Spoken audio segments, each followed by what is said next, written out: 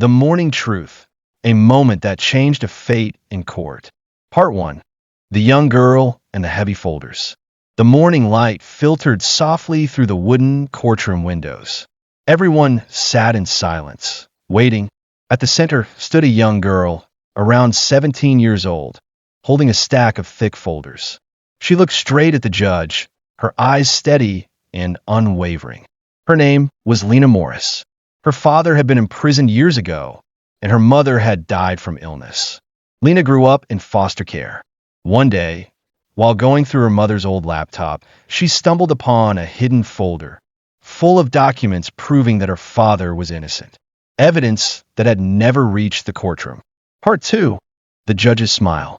Judge Jonathan Blake, a 62-year-old man known for his fairness and integrity, was presiding. He had a reputation for listening closely, no matter who stood before him. He glanced at the young girl and offered a small, warm smile. In her eyes, he saw honesty, determination, and pain. "What have you brought for us today, young lady?" he asked gently. Lena answered without hesitation. "These folders contain documents that prove my father's innocence. I hope you'll give me a chance to show them." Part 3. A Step Toward the Truth. As Lena opened the folders and laid them out, the courtroom fell even quieter. Lawyers, the prosecutor, witnesses, everyone leaned forward to listen. The folders included phone transcripts, real banking records, security camera footage, and hidden witness testimonies that had been ignored in the original case. Judge Blake studied her carefully. He took the papers into his hands, flipping through them slowly and thoughtfully. "Now this," he muttered under his breath, "is something worth reviewing."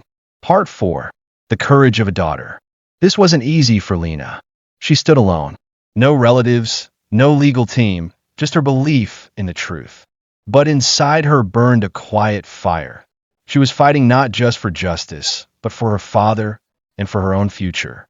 The judge took a deep breath and finally looked up from the documents. "There is enough here to reopen this case. We'll launch a formal investigation." "Lena Morris, you are a remarkably brave young woman." No one in the courtroom spoke. A few in the crowd wiped away silent tears. Part 5.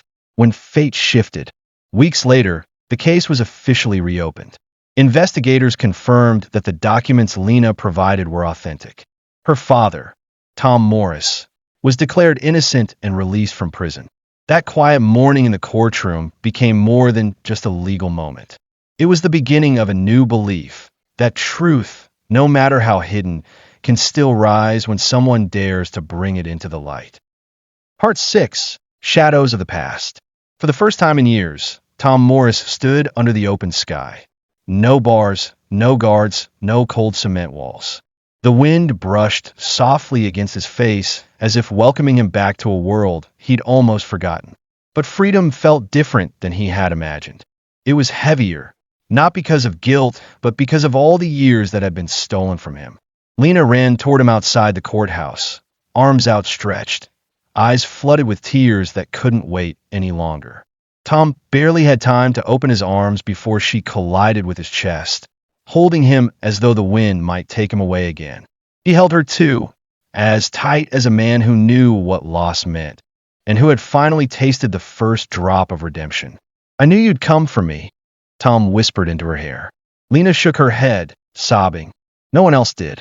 But I never stopped." Reporters, camera crews, and curious onlookers watched from a distance, capturing the moment. To them, it was a dramatic reunion. To Lena, it was her life finally piecing itself back together, one moment, one breath at a time. Judge Blake watched from his office window above. His hands rested on a file, the very one Lena had handed him. Though he had seen thousands of cases, few had ever pierced him so deeply. What kind of system, he wondered, had allowed such injustice to survive this long? Later that afternoon, Judge Blake called his clerk into the chambers. "Start organizing a special review board," he said firmly. "If this one case fell through the cracks, how many others are waiting in silence?" Meanwhile, Tom and Lena sat on a bench outside the courthouse. Neither spoke for a long time. The city moved around them, buses groaned, people hurried. Phones rang, but for them, time had slowed down. "I kept thinking," Tom finally said, that I would come out and everything would be gone, that the world would move on without me. But it didn't, Lena replied. I didn't. He smiled, faint and proud. You're stronger than anyone I've ever known. Lena pulled out a worn notebook from her bag. I wrote letters to you. Every week. For years. I never knew where to send them. So, I kept them all. Tom opened the notebook, leafing through pages filled with her handwriting, stories, updates, questions, drawings. His eyes welled up again. Every word on those pages had kept him alive when the nights felt endless. In that moment, neither of them needed to say what they both felt. This was just the beginning. The past could not be undone, but the future, it was finally theirs to shape. 7. The interview that changed everything. 3 days after Tom Morris walked out of prison, Lena found herself sitting nervously in the green room of a major news studio. The invitation had come unexpectedly. A well-known investigative program wanted to tell her story. Not just the courtroom drama, but the years of silent searching, the hidden documents, the truth she unearthed when no one believed her. The producer, a sharp-eyed woman named Karen, had greeted her warmly. We don't often see someone so young force the justice system to listen, Karen had said. People need to hear what you did. Lena had hesitated. She wasn't used to attention. Her fight had never been about fame. It had been for her father for the truth. But Tom, who sat beside her, had gently squeezed her hand. You need to speak, he whispered, so no other daughter has to do this alone. The cameras rolled. Lena spoke slowly at first, her voice trembling as she told the world how she'd pieced together years of forgotten files, how she'd visited libraries, court archives, even old friends of her mother, just to understand what had gone wrong. The audience sat frozen as she described the moment she found the smoking gun, an old surveillance video that had been mislabeled in the police archives, proving her father had been miles away from the crime scene. Karen leaned forward. What gave you the courage to go against the system? Part 6. Lena answered without blinking. I didn't see a system. I saw my dad behind bars. I saw lies winning. And I couldn't accept that. The segment aired that night and went viral by morning. What no one expected was what came next. Dozens of emails, messages, and letters from families around the country. People who had doubts about their loved ones' convictions. People who were afraid. People who needed hope. And they all asked Lena the same thing. Can you help us too? Part 8. The letter from room 238. The day after the interview aired, a thick yellow envelope arrived in the mail, addressed to Lena. There was no return name, only a number, room 238. Inside was a typed letter and a small flash drive.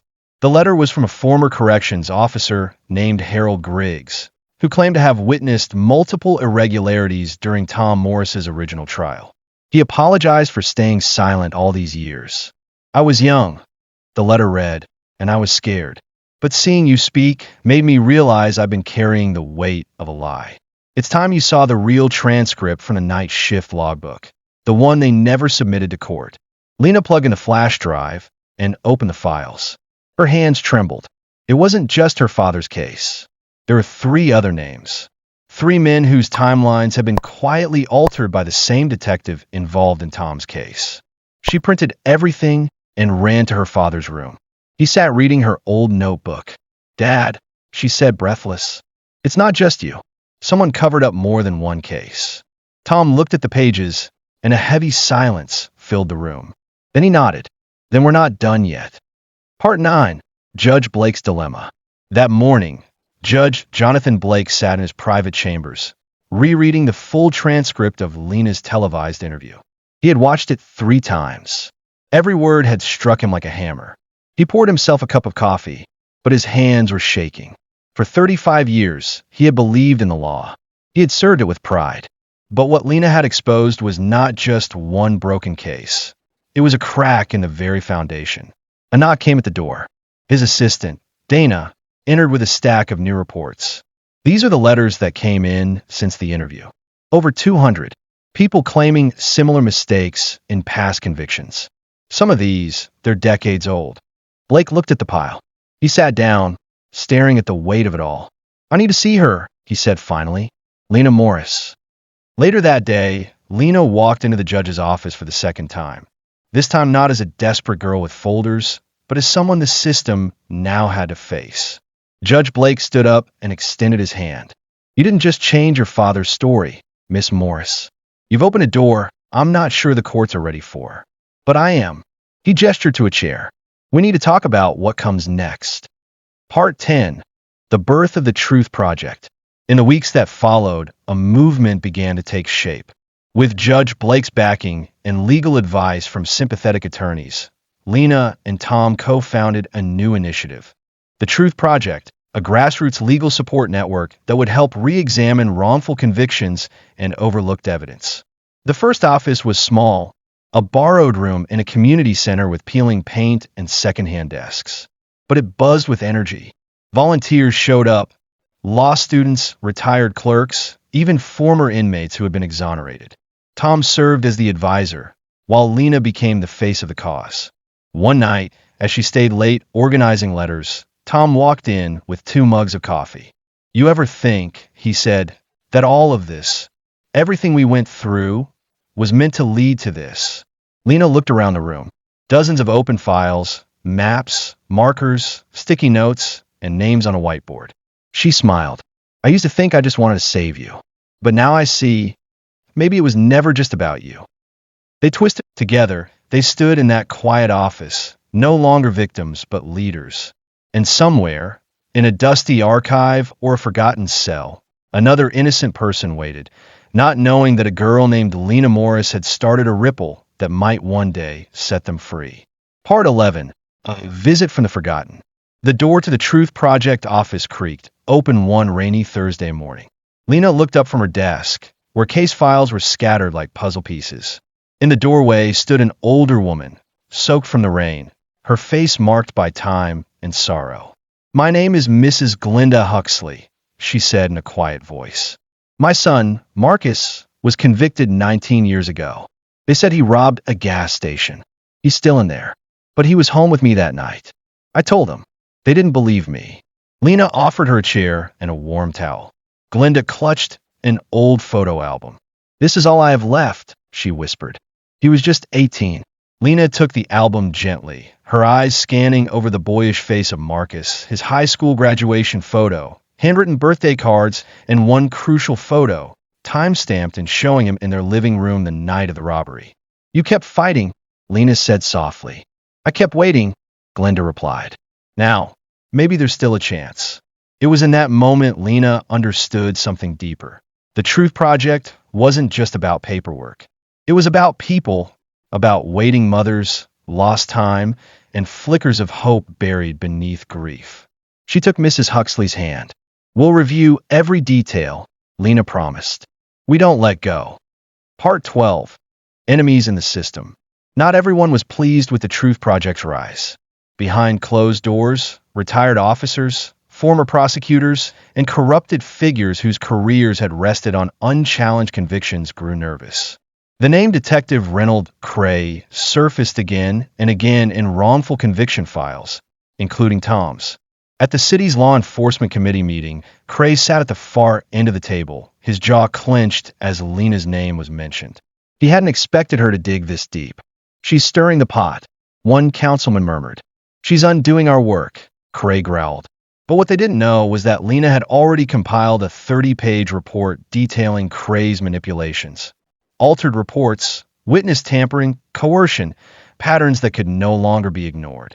Meanwhile, inside the Truth Project's office, Lena told Tom, they're going to come after us. Not with guns, with whispers, with threats, with smear campaigns. Tom looked at her firmly. Let them whisper. Let them try. But we have truth on our side. And sometimes, the truth, even buried, echoes louder than any lie. Part 13. Marcus Huxley's File. The team pored over Marcus's case for 2 weeks. The original witness testimony had been shaky, a scared cashier who couldn't recall the robber's face.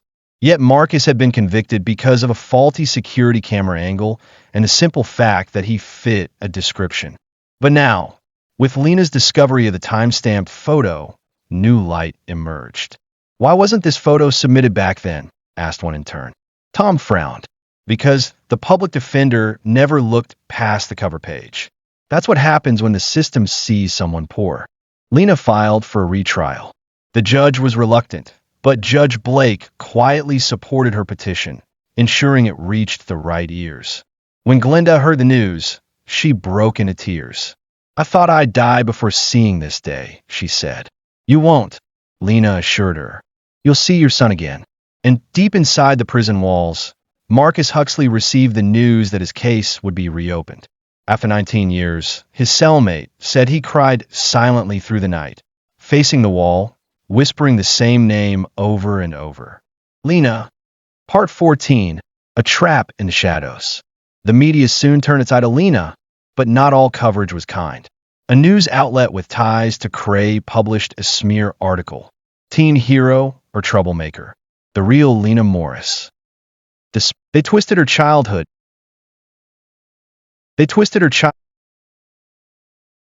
Despite the fear, they twisted her childhood in foster care, dug up old files about her mother's mental illness, questioned how someone so young could possibly be qualified to change court rulings. At first, Lena stayed quiet, but when volunteers at the Truth Project began receiving threatening emails, she knew silence wouldn't protect them. She held a press conference. "I will not apologize for seeking truth," she declared. "If my past is the worst they can dig up, then I must be doing something right. Let me be clear, our fight isn't personal. It's constitutional. It's human. And it won't stop." The crowd erupted in applause. Even Judge Blake, watching from his chambers, stood up slowly and clapped. And somewhere in the corner of the crowd, an unfamiliar man in a dark coat, with a badge hidden beneath his jacket, made a phone call.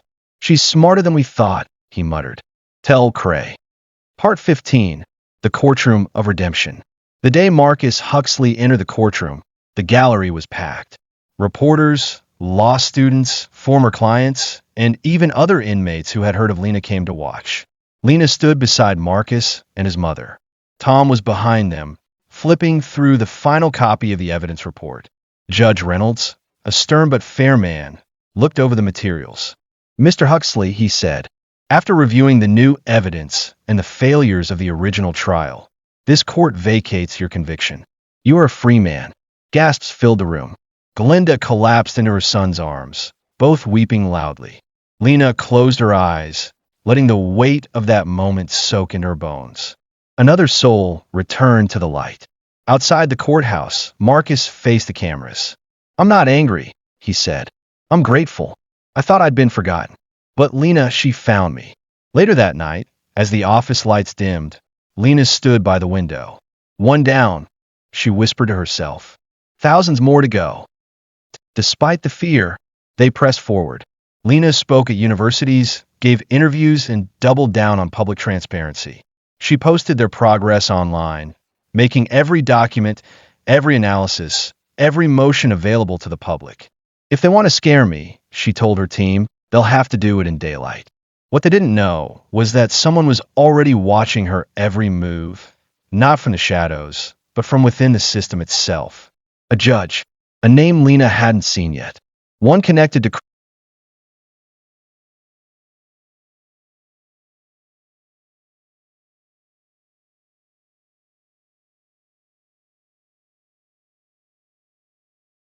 Part 16. The Detective's Mass Cracks. Detective Reynold Cray sat in his home office long after midnight, the television muted, the headlines screaming his name anyway. Old cases reopened, Cray linked to dozens of controversial convictions. He poured a glass of whiskey with a trembling hand. His legacy, once praised as a relentless crime fighter, was unraveling by the day. Not just because of Lena Morris, but because of what she represented. The changing tide. His phone buzzed. An anonymous number. "They have a whistleblower," said the voice. "Former clerk. Said he forged your reports." Cray's face turned pale. "Which case?" "All of them." He slammed the phone down and turned to a locked drawer. Inside was a single black folder, labeled Confidential, Huxley, T., one of his oldest secrets. He stared at the file for a long moment, then pulled out a match. But as the match burned, so did his certainty. Could fire erase what digital records already revealed? Meanwhile, Lena and her legal team were preparing to submit a class action petition, targeting Cray's involvement in more than 20 convictions. He had silenced others before, but Lena was different. She had no fear. And worst of all, she had the truth. Part 17. When Heroes Burn Out. 3 months into the Truth Project's operations, Lena began to show signs of exhaustion. The weight of the files, the letters, the calls, and the court hearings stacked like bricks on her back. She stopped answering personal texts, skipped meals, slept at the office more than at home. Tom noticed first. He brought her coffee one morning and found her asleep at her desk, a printout stuck to her cheek. "You can't save the world in one night," he said gently. "I know," she murmured without opening her eyes. "But someone out there is still waiting." Tom crouched beside her. "And they'll wait one more day if it means you'll still be strong enough to help them." She finally sat up, blinking. "I don't want to be a martyr." "Then don't be," Tom said. "Be a leader, and leaders rest too." That night, she finally went home. She turned off her phone, took a hot shower, and stared into the mirror, not to fix her hair, but to recognize herself again. And for the first time in weeks, Lena fell asleep in her own bed. Part 18. The Intern with a Secret. One of the most dedicated interns at the Truth Project was a young law student named Devin Chase. Quiet, efficient, and brilliant with research, Devin had helped uncover irregularities in a 2008 burglary case that saved an innocent man named Leo Ruiz. But one evening, while sorting boxes in the storage room, Tom noticed something strange. A folder labeled Wexler State Prison, 2005 riot that didn't match any case they were handling. Tom opened it. Inside were letters, maps, and a visitor log, all tied to one inmate, Harold Chase, Devin's father. That night, Tom confronted him gently. "You've been helping others while your father's in prison, haven't you?" Devin didn't deny it. "I didn't want anyone to think I was biased. But you were brave enough to try helping strangers," Tom said. "That's the kind of integrity this place is built on." Lena later told Devin, "Your father's file is officially next on our list." Devin, one of his oldest secrets. He stared at the file for a long time. "But you were brave enough to try helping strangers," Tom said. "That's the kind of integrity this place is built on." Lena later told Devin, "Your father's file is officially next on our list." Devin nodded, holding back tears. "Thank you." He's waited 20 years for someone to believe him. Part 19. Whispered Threats. With media pressure building and the petition against Cray gaining traction, the tone around the Truth Project shifted. A brick was thrown through their office window one morning. A note attached read, "Stop digging, or next time it's you." Police were called. Cameras were reviewed. Nothing useful. Tom tried to convince Lena to take a security detail. "I'm not a politician," she said. "No," he replied. "You're more dangerous than one." Despite the fear, they pressed forward. Lena spoke at universities, gave interviews, and doubled down on public transparency. She posted their progress online, making every document, every analysis, every motion available to the public. "If they want to scare me," she told her team, "they'll have to do it in daylight." What they didn't know was that someone was already watching her every move, not from the shadows, but from within the system itself. A judge, a name Lena hadn't seen yet, one connected to Cray's web. Part 20. Truth in the Rain. The courthouse was flooded with rain the morning Lena walked in with a new motion, this time to appeal Harold Chase's conviction from 2001. The hallway echoed with reporters' questions, umbrellas dripping, security officers guiding people in. Devin walked beside her, pale but determined. Lena placed her hand on the thick folder. "We're going to clear his name," she said. "He doesn't belong in there." As they entered the courtroom, they were met with silence. Inside sat Harold, a man in his 60s with eyes that had seen too much pain. He turned and saw his son. His lips trembled. The proceedings were slow, objections, arguments, delays. But by the end of the day, Judge Blake, assigned once more to oversee the review, made his decision. "I find serious procedural flaws in Mr. Chase's trial," he declared. "This court grants a full retrial." Tears rolled down Devin's face. Lena smiled through her exhaustion. Outside, the rain poured harder, but it felt like cleansing now, not of weather, but of time and memory and buried injustice. And as Harold Chase was led back through the corridor, he turned one last time and mouthed the words, "Thank you, Lena." Part 16. Part 21. A letter from cell 314. Lena's office had grown quiet again, the storm of media attention temporarily fading. She sat at her desk one evening going through the latest mail. Among the envelopes was one with no return address, just a prison number stamped in red. Cell 314. K. Jansen. She opened it slowly. "Ms. Morris, I saw you on television. I'm not writing for sympathy. I'm writing because I once confessed to a crime I didn't commit. I did it to protect someone else. That person is long gone now. I'm still here. If you ever decide to look into my file, I'll talk. K. Jansen." Lena read the letter 3 times. False confessions were rare, but not unheard of. Still, something about this one felt heavier. She showed it to Tom, who raised an eyebrow. "K. Jansen," he muttered. "You know who that is?" She shook her head. "He's the man they call the silent inmate. Been locked up since '99. Never talks. No visitors. No appeals. No fights." Lena placed the letter aside. He's talking now. And she already knew they'd be driving to the prison by the weekend. Part 22. The silent inmate speaks. At Wexler Correctional Facility, the air was thick with humidity and tension. Lena and Tom were escorted through gray corridors to a small visitation room with bulletproof glass and an intercom. K. Jansen sat there, cuffed at the wrists, eyes piercing, hair graying but well kept. When Lena sat, he didn't speak immediately. He just stared at her with a mixture of curiosity and burden. "I'm here because you asked," Lena said softly. "You said you confessed to a crime you didn't commit. Tell me everything." He leaned forward. "It was my brother," he said finally. "He killed that man, and I told the cops it was me." "Why?" Lena asked. Jansen stared down at the table. "Because he had kids. I didn't. I thought I could do the time. But the system made it easy. No one checked. No one asked why I knew things I shouldn't. They wanted to close the case." He slid a page across the glass. A hand-drawn map of the crime scene with corrections. Things the original case never documented. "I kept it," he said, "for years, hoping someone like you would show up." Lena took the map gently. She knew what it meant. Another file to reopen. Another stone to turn over. As they left, Tom whispered, "You realize this one might be the hardest yet." Lena nodded. "Then it's exactly the one we have to do." Part 23.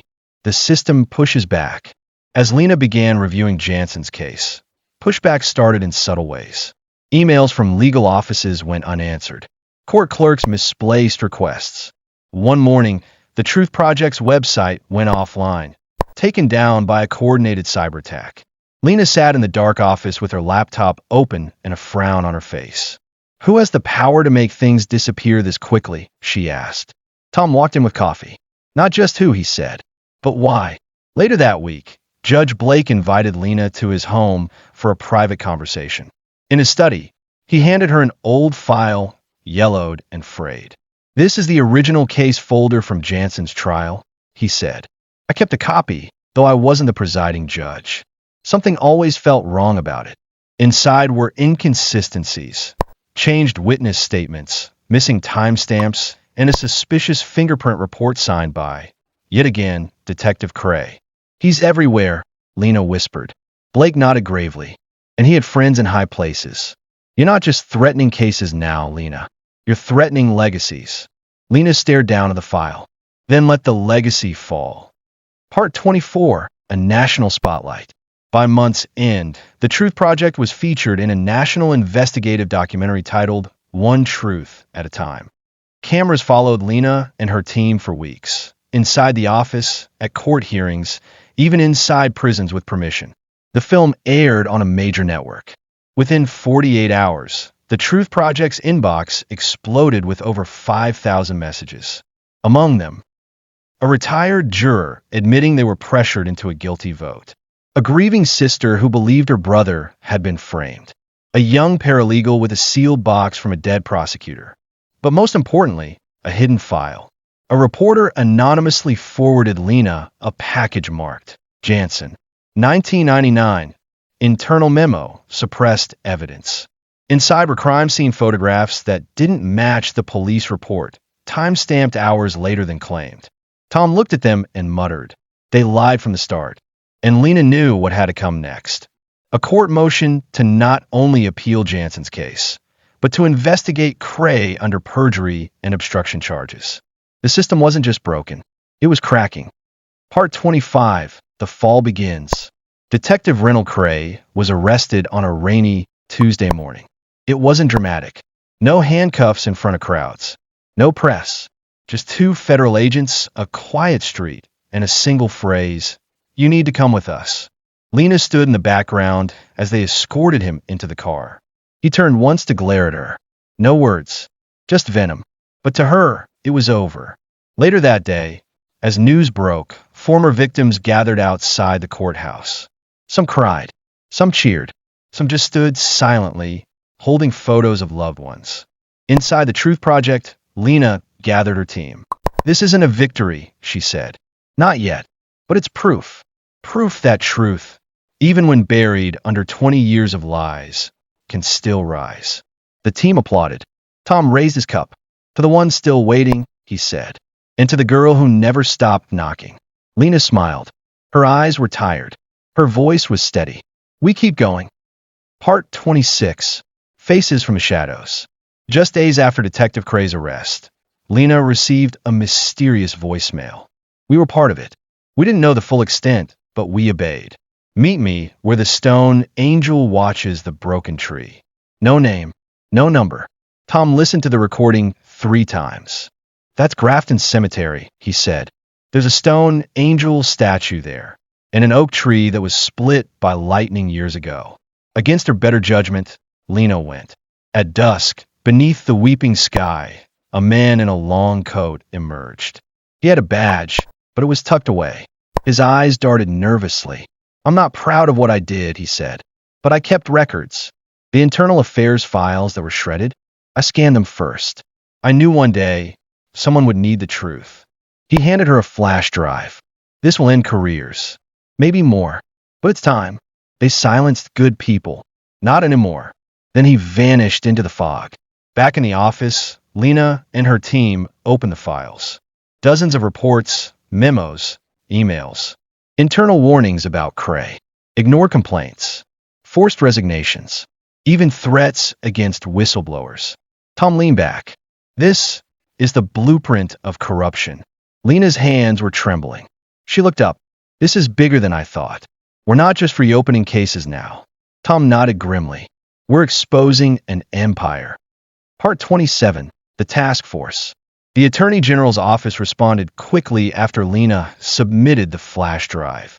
Within days, a federal task force was formed, led by Special Investigator Maya Alvarez, a sharp, no-nonsense attorney known for tearing down crime rings and political cover-ups.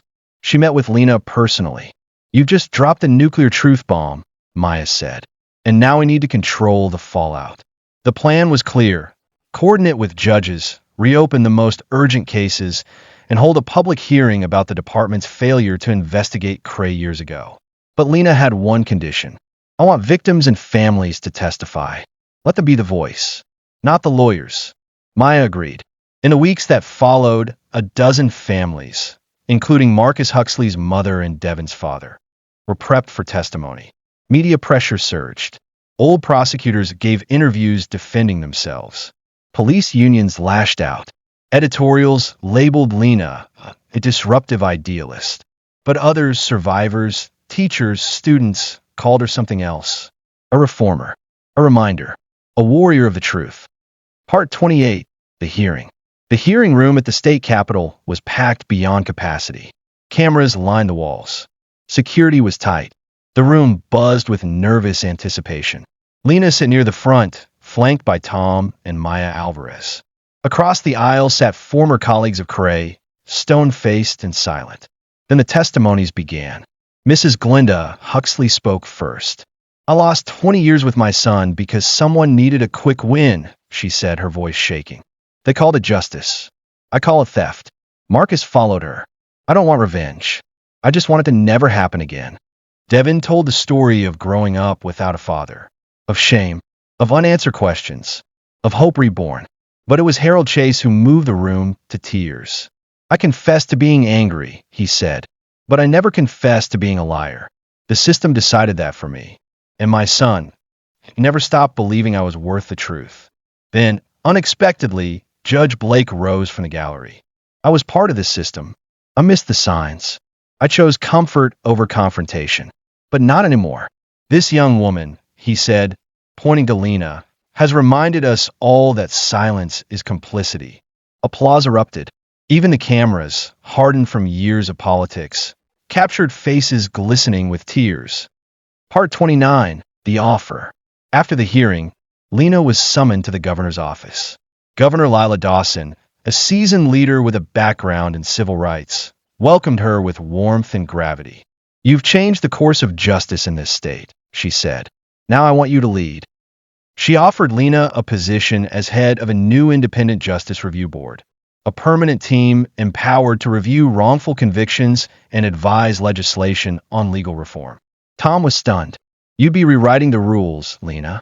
But Lena hesitated. I didn't come this far to become the system. Governor Dawson smiled. Then become the system we wish we had. That night, Lena sat alone on the office balcony, the city glowing beneath her. She thought of her father, of her mother's old laptop, of every letter, every trial, every door she'd knocked on. Then she made her choice. Part 30, A New Dawn. Lena accepted the position, but only under one condition. The Truth Project would remain independent and fully funded as a partner. Within weeks, the board was established. Lena led it not with arrogance, but humility. She recruited survivors, legal scholars, data scientists, and former inmates. They became a machine of change. In their first year, 37 cases reopened, 12 exonerations achieved, 3 former officers prosecuted, 2 wrongful death cases compensated. Lena stood at a podium during the anniversary of her father's release. We built this not on power, she said, but on pain turned into purpose. May we never forget what silence costs. As the crowd rose in applause, Tom stepped beside her. He no longer looked like a broken man. He looked like a man reborn. And Lena? She was no longer just a girl with folders in a courtroom. She was the one who made the justice system listen. Part 31. The Ghost Files. 3 months into the Justice Review Board's work, a new case landed on Lena's desk. It was a simple manila folder labeled only with a name, Jared M. Crow. No background information. No request. Just a faded photograph of a boy in handcuffs and one line scribbled in red ink. Buried alive in paperwork. Lena frowned. She had never heard of Crow. She handed it to Devin. Look this up. Anything, newspaper clippings, court transcripts, even gossip. What came back hours later chilled the room. Jared Crow had been arrested in 2002 at the age of 16, charged with arson that killed 3. The case was rushed, the confession typed, not handwritten, and the trial lasted only 2 days. There were no appeals, no public defenders who stayed long enough to file motions. And Jared? He was still alive, 39 years old, still in prison. I want to meet him, Lena said. When she did, Jared's face was hollow, like time had chewed him to the bone. But his voice was calm. I didn't light that fire, he said. I was there. I saw who did. But I was afraid. Lena studied his eyes. They told 1,000 untold stories. You don't have to be afraid anymore. And with that, another storm began to gather. Part 32. The Confession That Never Was. Jared's file was a maze of contradictions. The arresting officer? Cray. The only eyewitness? A boy who later vanished. The confession? No audio. No video. Just a typed document with Jared's shaky signature. But buried deep in the original investigation notes, recovered from archive police storage, was a name scratched out in pen. Emmett Rice. Tom leaned over the file. Emmett Rice. That was Cray's confidential informant in 4 other cases. Why was he a witness here? Lena nodded slowly. Because Jared saw the truth, and they needed someone to bury it. The deeper they dug, the clearer it became. Jared was used, framed, his fear weaponized, and the real culprit had never been questioned. They submitted a new appeal with a mountain of evidence. But a strange thing happened. 3 days return address. Inside, fear weaponized, and the real culprit had never been questioned. They submitted a new appeal with a mountain of evidence. But a strange thing happened. 3 days later, the Rice file disappeared from city records, and an anonymous caller left a chilling message on the office voicemail. Let Crow rot. You're in too deep now. Lena replayed the message twice. Then she looked up and said, that means we're getting close. Part 33. The Disappearance. Just days before Jared's hearing, Devin went missing. He left the office one night and never returned home. Tom filed a report. Police shrugged it off as a possible mental health episode. Lena refused to believe it. Then came a package. No return address. Inside, Devin's notebook. The last page written hastily, torn at the corner. If you're reading this, it means they know. The fire. Crow was staged. Not to silence a boy. To hide something bigger. Look for the church ledger. Emmett's not just a name. He's the son of. And the note ended there. Lena froze. The son of who? The entire team dropped everything. All hands on Jared's case. The connection between the fire, Emmett Rice, and Cray, it ran deeper than they thought. And now, Devin might be paying the price. But Lena wasn't stopping. Part 34. The Son of the System. A week of investigation led them to an abandoned church on the edge of town. Inside, tucked in a broken altar drawer, was a charred book, Ledger of St. Clair Orphanage. Tom brushed the soot away. Inside were handwritten records, donations, transfers, names, dozens of them. And one in particular stood out, Emmett Rice, son of Deputy Mayor James Rice. Tom's voice dropped to a whisper. That's why they buried it. The arson wasn't random. The victims weren't just civilians. They had found something much bigger. A scandal involving the deputy mayor's own son, covered up with the help of law enforcement. Jared was the scapegoat, and Cray was the fixer. When Lena held a press conference to reveal the findings, the mayor's office denied everything. But the photos, the ledgers, and the note Devin left behind made headlines. A city councilman called it the largest institutional cover-up in state history. And still, no sign of Devin. Lena didn't sleep. She paced. She wept. But she kept going. Because now it wasn't just about Jared. It was about everyone they'd failed. Part 35. The Return.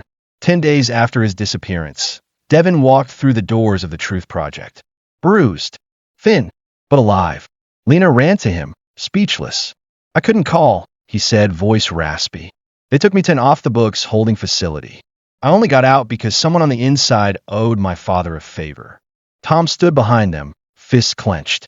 Devin sat down and pulled a folded piece of paper from his pocket. This is what they didn't want us to find. It was a death certificate. The real one, for Emmett Rice. Dated 1 month before Jared's trial. He had been dead the entire time. The testimony? Faked. The whole case built on a ghost. The courtroom the next week was unlike any before. Reporters packed the gallery. Jared, now clean-shaven, stood trembling.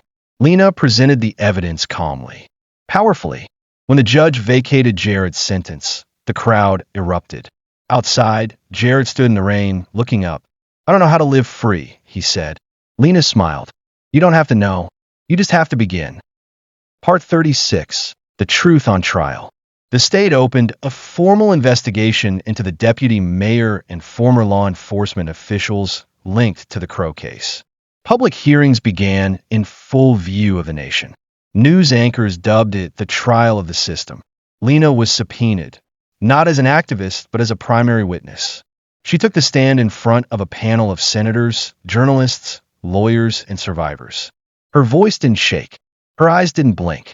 I was 17 when I first walked into a courtroom holding nothing but folders, she began. Back then, I thought I was fighting for one man, my father. But now I know I was fighting for everyone who ever trusted the law and got crushed by it. She spoke of Cray, Emmett, the forged testimony, and the corruption that went unpunished for decades. She didn't ask for revenge. She asked for accountability. The room fell silent when she finished. One senator wiped his eyes. Another said, "You just done more for justice in 3 years than some have in 30." Outside, thousands gathered, holding candles, photographs, names. It wasn't just a trial anymore. It was a reckoning. Part 37, Broken Chains. By fall, the dominoes fell one by one. Deputy Mayor James Rice resigned, under pressure from leaked files and financial records. 3 senior police officials were indicted for cover-ups. 2 judges who once denied appeal hearings were placed under investigation. Jared Crow received a full exoneration and public apology, live on national television. But none of it brought back the years lost. Jared visited the graves of the 3 people who died in the fire. He stood there for hours, then returned to the Truth Project. "I won't work here," he told Lena. "If anyone knows how it feels to be forgotten, it's me." She welcomed him without hesitation. Inside the office, Tom, Devin, and the growing team gathered around a map, one pinned with over 200 names. Each read about a person, a case, a life. And above the map, in bold letters, was written, "We keep digging," because justice wasn't a finish line. It was a road, long, cracked, and full of shadows. Part 38, Full Circle. On the 3rd anniversary of her father's exoneration, Lena returned to the very courtroom where it all began. But this time, she wasn't carrying folders. She was carrying a key. Judge Blake, now retired, had asked her to open a new justice learning center for students and law interns inside the same courthouse. The room was transformed into a space of books, digital archives, testimonies, and a single plaque on the wall, dedicated to every voice once ignored. May this be the place they are finally heard. At the opening ceremony, Lena gave a quiet speech. No system is perfect, but if we can teach young minds to listen, to question, to seek truth beyond paper, then maybe, just maybe, fewer lies will be buried in silence. Her father stood at the back, beaming with pride. From that day on, students visited the center weekly, learning not just law but humanity. Lena became not only a reformer, but a mentor. Part 39, The Letter. One winter morning, a letter arrived at Lena's desk. No return address, no stamp, just 4 words on the front, from the other side. Inside, asterisk, "You don't know me. I was the brother of the man your father was accused of killing. I believed he was guilty for years. Your voice showed me the truth. I just wanted you to know. My heart changed, and I forgive him. Thank you. Vous. Lena stared at the letter, her throat tightening. All this time, they had searched for legal redemption. But this was spiritual. She showed the letter to her father. Tom held it for a long moment, then sat in silence. And then he wept. Not for himself, but because even in a world full of shadows, light had found its way back. Part 40, The Light That Remains. Years later, long after the headlines faded, long after Cray and Rice were footnotes in textbooks, the Truth Project still stood. Lena Morris, now 30, still walked those same halls, not with folders now, but with hope. She gave lectures, trained young lawyers, spoke in prisons, hugged mothers, and each time a person walked free, she returned to that window overlooking the city. Tom had retired peacefully. Devin led national reforms. Jared helped youth at risk. And Lena? She kept going. Not because she had to, because no one else should walk into court alone again. The walls of her office were covered in photos. Smiling faces, empty cells, letters. One quote framed in the center. "Let truth rise, even if your voice shakes." That voice, once ignored, had shaken the very bones of the system, and it never stopped.